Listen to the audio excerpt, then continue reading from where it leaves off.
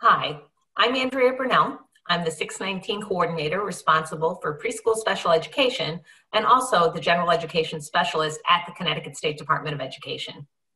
And I'm Michelle Levy. I'm from the Connecticut Office of Early Childhood.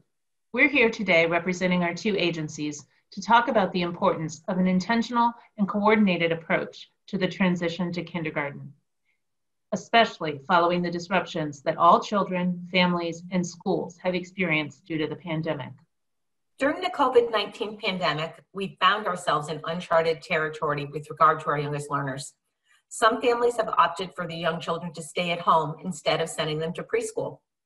Preschools look different, with some young children continuing to attend in-person programming, some attending hybrid programming in a variety of schedules, and some families and schools implementing distance learning. We know that this is not how preschool usually looks. Programs and families have worked hard to provide children with educational opportunities in new and unique ways. Families have always been a vital partner, but the importance of this partnership is more essential than ever. Today, we want to talk to you about planning for the upcoming school year that will start in the fall of 2021. We're sure that many of you are thinking about what the right next step is for a child who will turn 5 on or before January 1st of 2022. We're excited that you're watching this and want to let you know that you'll be hearing from Beth Bai, the Commissioner of the Office of Early Childhood, and Charlene Russell Tucker, the Acting Commissioner of Education, as well as colleagues from public schools and community-based programs and parents. First, we want to make sure that we're all on the same page about kindergarten entry requirements.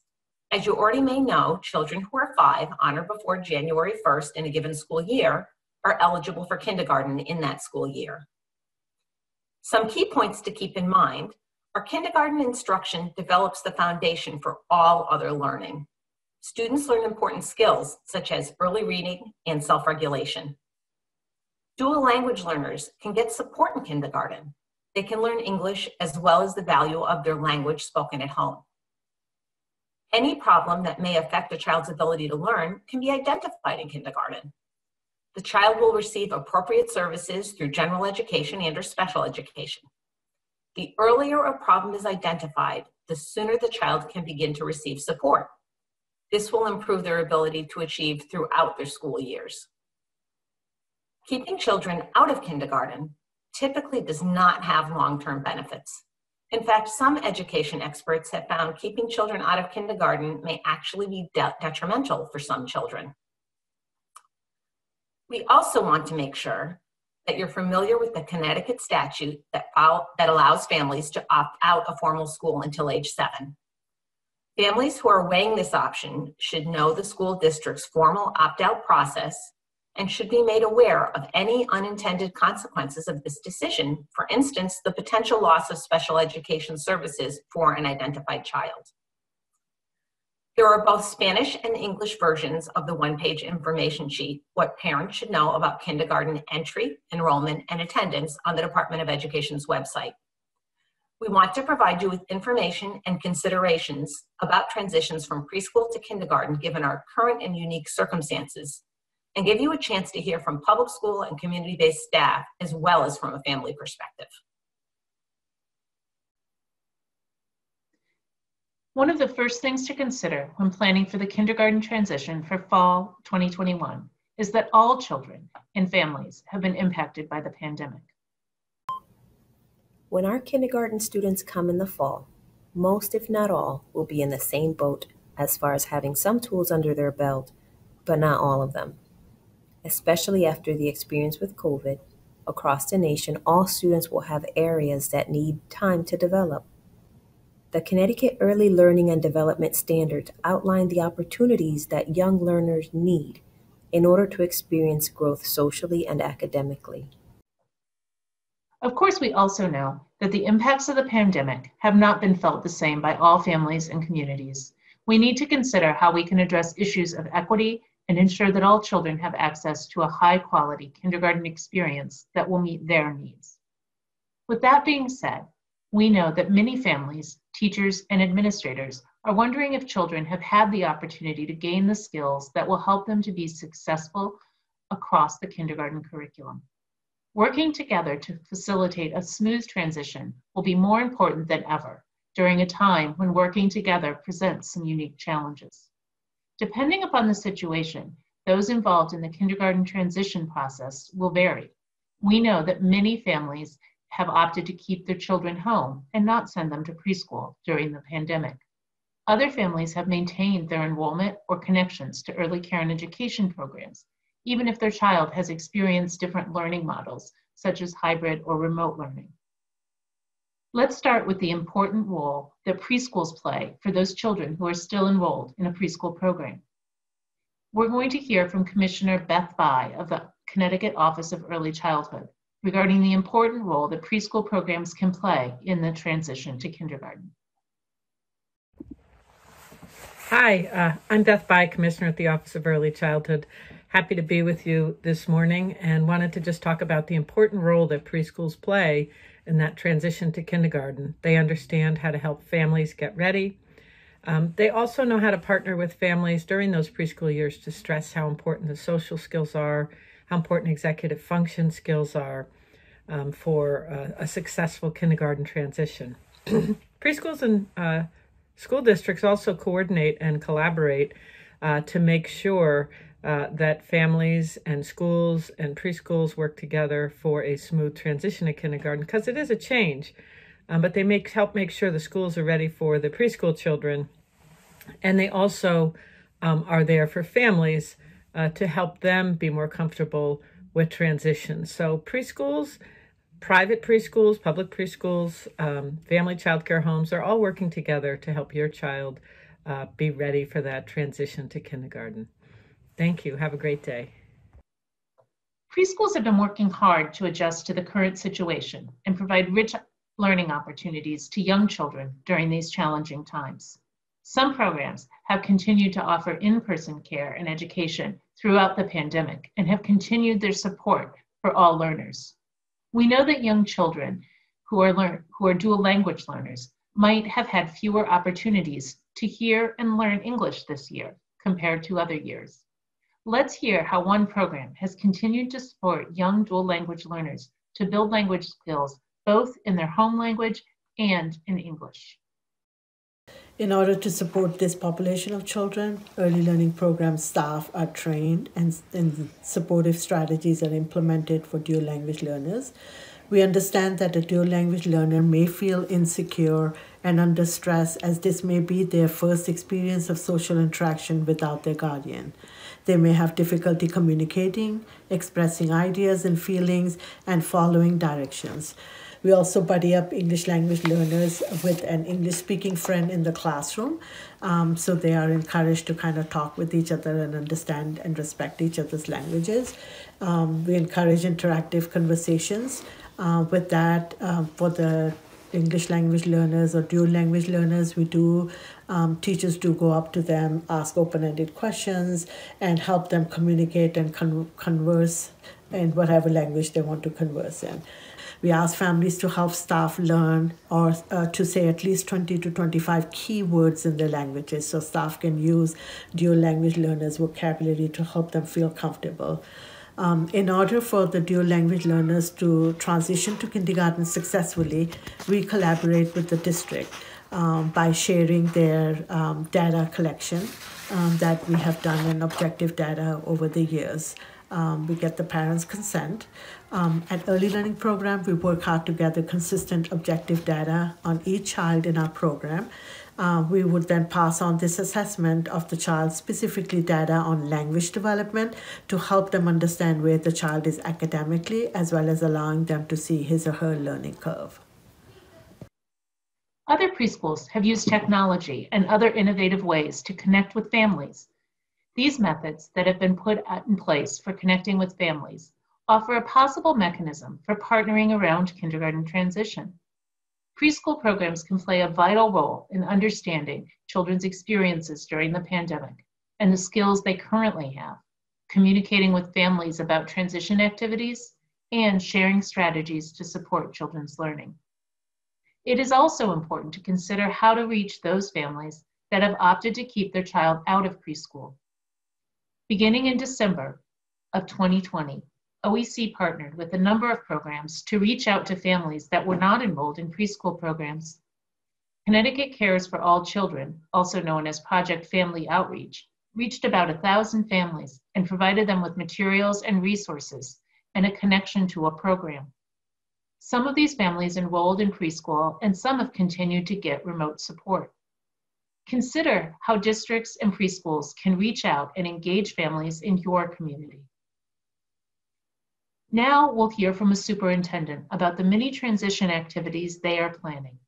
While this district supports children transitioning within the district to their kindergarten programs, many of these strategies are also applicable to children transitioning to kindergarten from a community-based preschool program or from home. Hello, I'm Maureen Brummett, Superintendent of Newington Public Schools. Educating young children is vitally important, and even more so during a pandemic. I want parents to know that during these trying times, your children are very safe at school. I am very grateful that in my district, we have been able to run our pre-K program like it normally does, 4 half-days per week. We've even added 2 new teachers this year, and those classes are full. Around this time of year, parents are wondering, how will their pre-K-4 student transition to kindergarten successfully? Here in Newington, our students will continue on in kindergarten in the same school that they attend preschool, so that certainly helps. Their future kindergarten and special education teacher, if applicable, will visit them in their current preschool classroom to see their learning styles and how they operate in a social setting. Additionally, all special education preschool students will have a transition PPT. This will include participation by the kindergarten team, the pre-K team, related service professionals, preschool administration, and the building principal. During this meeting, parents will have an opportunity to hear about their child's services and how their school day will look in a full-day kindergarten program. All incoming kinders will also be invited to attend our kindergarten orientation program at their school, which will follow all current COVID protocols. This will include a visit to their future kindergarten classroom, where they'll be given an activity to complete so teachers can observe their learning styles. While they're in the classroom, their parents will be meeting with the principal so they can hear more about what the school has to offer them. All children will also be invited to take a bus ride so that they feel comfortable riding the bus on the first day of school. In Newington, all kindergarten students are eligible to take a bus. While the pandemic has certainly changed many things about school operations, it hasn't changed the importance of ensuring our youngest learners have the best start to their kindergarten experience and beyond. Thank you. Next, we're going to hear from Charlene Russell Tucker, Acting Commissioner of the Connecticut State Department of Education, about the importance of schools being ready for children. In Connecticut and across the country, our youngest learners and their families are preparing to transition to kindergarten in the context of a pandemic. Regardless of the times, entering kindergarten is an important and exciting milestone for young children and families and sets the stage for the rest of their school experiences. So how do we ensure we're prepared to help every student get off to a strong start with a positive early childhood transition, you may ask? From the research, here are a few tips. Treat parents and caregivers as true partners in their children's transition process with engagement and communication that is authentic and reciprocal. Close collaboration and partnership with the early childhood community, families, staff, and other community stakeholders will also be key. COVID-19 has intensified stressors and uncertainty that negatively impact families and students' school and life outcomes. So let families know that they're not alone. We believe the pandemic has also contributed to a large decline in enrollment this year in pre-kindergarten and kindergarten grades. Whatever the reason families are choosing to delay the start of public schooling for their young children, education experts maintain there are no long-term benefits to keeping children out of kindergarten. In fact, it may be detrimental. Therefore, continue to be proactive about addressing families' concerns and communicating what your district is doing and has done to ensure that you are prepared to support children's early learning, developmental skills, and social emotional well-being. Last but not least, please remember that we at the department are also your partners and continue to work with the Office of Early Childhood to provide you with resources and strategies to help you build capacity for a successful transition. Now is the time to begin planning and collaborating to ensure a smooth transition based on clear communication and on strong relationships. Thank you. One of the first ways that schools can support the transition to kindergarten is to welcome families and help them to feel comfortable about the transition. Let's hear from parent Jessica LeMay as she talks about what they want to know about the kindergarten transition. Our concerns for the transition to kindergarten would definitely be social and emotional readiness, going from at-home schooling to an all-day in-person schooling. What we would need to be comfortable with this process would really be to see the plan of how the transition is going to take place, the supports that are going to be in place for our child, and full communication from staff and teachers. Now we'll hear from Cynthia Ritchie, Superintendent of the New London Public Schools, as she talks about the many areas of learning and development that are addressed in kindergarten. She'll also share a welcoming message for families as they look forward to this transition. Hi everybody, it's time to welcome our youngest learners to kindergarten. Young children experience incredible milestones and transitions throughout their early years. Kindergarten is a natural step in this process. As children enter kindergarten, they will see that they are completely ready to enter learning for their minds, their hearts, and their bodies. Kindergarten classrooms are filled with opportunities for hands-on learning and also times for children to explore and make meaning for themselves through play, creativity, problem solving, and exploration. Children also benefit from their hearts and applying their social emotional skills while they build relationships with others. Through kindergarten, children are learning how to work alongside other peers, how to build friendships, how to learn different perspectives, how to share, play, and explore. Children also have benefits for their physical bodies as they enter kindergarten, as the kindergarten curriculum is built around opportunities to have children utilize their large motor skills, which are their muscles and their legs, and their fine motor skills, which means opportunities to do things like hold a pen properly. So kindergarten is a wonderful place. It's really a magical place. And for those parents out there, it's a time where you will see your child blossom from one transition to the next. And it's just incredible. So the time is now to come to your school district and register your child and your family for kindergarten, because when your child enters the school district, so does your entire family unit as we work in partnership together with you. Have a wonderful night. Take care. Another crucial way that schools can ensure that they are ready to meet a range of needs is to examine the curriculum and the systems for support offered to children based on their individual needs. Because of the disruptions that all children have experienced this past year, it is more important than ever to give special attention to social emotional development, executive function, and to provide opportunities for play. In the following videos from Connecticut educators, they discuss the importance of play, a focus on social emotional development, strategies to provide differentiation and support, and the potential role that the Connecticut Early Learning and Development Standards can play in ensuring a continuum of supports. In these next clips, we'll hear from two principals, Joe Macrino from Oswegatchie Elementary School and Andrea Simmons from the Friendship School. So how will schools be ready for children?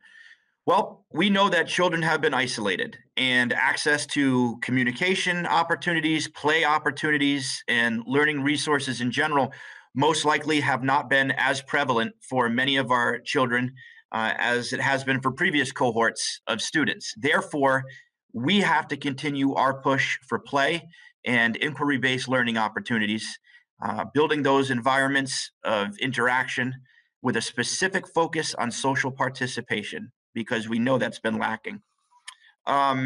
We have to make sure, more so than ever before, that pre-K and kindergarten are represented in our SRBI processes. Early intervention is always important, and now it's even more important. So this is where we need to invest our resources until we have a real clear view of the overall impact that COVID has had on our students' learning and their development. Hi, everyone. I'm Andrea Simmons. I'm the principal of the Friendship School in Waterford. We've been thinking about a few things as we plan to transition kindergarten students in the fall. One of them has to do with social emotional learning. We placed a great importance on SEL during COVID, and we really would like that to continue, especially considering that we're going to be learning as professionals what students need who have lived through a pandemic. This is not something that we've ever done before. So we need to be really mindful of that, and we need to place that importance on SEL throughout the year. Another piece to that will be teacher professional development. Again, as we learn new things about what children need when they've gone through a pandemic, we want to make sure we keep teachers up to date with that and practice and think about ways to implement different things in the classroom that support this. Another thing that we'll be thinking about is looking at our curriculum and looking at those benchmarks and those standards and really pulling back and saying, let's make sure that we're meeting students where they are. So we don't want to expect mastery of Common Core. Kids are going to be coming in with different skills. They may have had limited access to preschool or pre-K because of the pandemic. So we really want to start with the Connecticut ELDS, make sure, again, we're meeting kids where they are. This is also going to help us in combination with multi-tiered systems of support, keep us from over-identifying children with special needs, because they're all really going to have different needs, and we're going to see a really wide variety. And so we need to implement that MTSS. We need to do lots of PD with our teachers about what does it truly mean to adjust Tier 1 instruction based on the needs of the students who are in front of you in your classroom. And that could look different classroom to classroom. So PD and support around that. And we're hoping that all of those pieces in combination are going to be able to support our students and families coming into kindergarten. There are some preschool children who are identified under the Individuals with Disabilities Education Act, IDEA, and have an individual education program, an IEP, in preschool. There are some special considerations you should know about that could have a considerable impact if a family is contemplating not sending an age-eligible child to kindergarten. Let's hear from Nadine Macklin, Elementary Special Education Supervisor for the Groton Public Schools. In Groton, when we're planning the transition of one of our current preschool students who has an IEP, what we will typically do is hold a PPT in the spring. The PPT team will consist of the student's current team from preschool, and we'll also reach out to the receiving kindergarten team. And typically in attendance, we will have either an administrator, special education teacher, or the related service provider who will be providing services to that new incoming kindergarten student. Having the additional input from the receiving kindergarten team really helps to frame the conversation as it relates to recommendations for next year for the students' kindergarten services. And it also is really helpful for the parents to hear what to expect when their student transitions to kindergarten. Overall, it's a pretty seamless process and very supportive, like I said, on both ends for parents and for the receiving team, and also for the team releasing the student. Our preschool teachers, they definitely form a strong bond with their students, and so ensuring that they have a collaborative conversation with the receiving team, it truly helps. Due to the pandemic this spring, what we'll more than likely do is hold these PPTs as we've been doing through the school year via Zoom. Thank you so much, and all the best. Preschool-age children with an individualized education program, an IEP, are already enrolled in public school and are receiving a free and appropriate public education, FAPE. Therefore, kindergarten-age eligible children with an IEP whose parents exercise their option of not enrolling their child in public school will no longer be eligible to continue to receive special education and related services because the child is no longer a public school student. While districts have to consider a parent's input during the development of a student's IEP, a district must ensure that it tailors the IEP to the student's individual needs in an appropriate age and grade placement. The IDEA requires that the planning and placement team, the PPT, first consider what supports and services a child needs to be successful in the general education environment with their peers.